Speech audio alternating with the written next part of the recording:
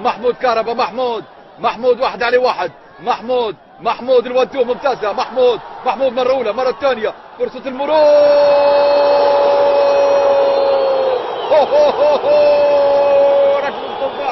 ركله جزاء لصالح محمود كهربا ولصالح الاتحاد.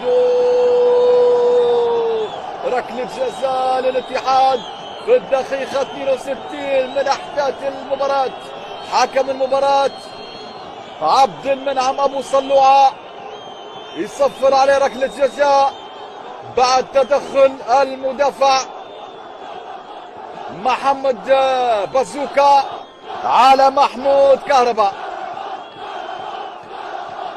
ركله جزاء لصالح محمود كهربا النجم المصري في مواجهه سعد المصراتي. محمود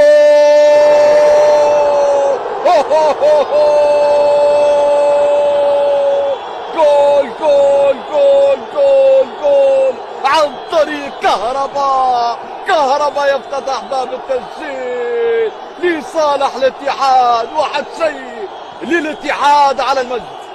اذا متابعينا الكرام تتغير النتيجة، هدف مقابل لا شيء. هدف كان من علامة الجزاء سجل النجم المصري محمود كهربا، هو اللي جاب الركلة وهو اللي سجل.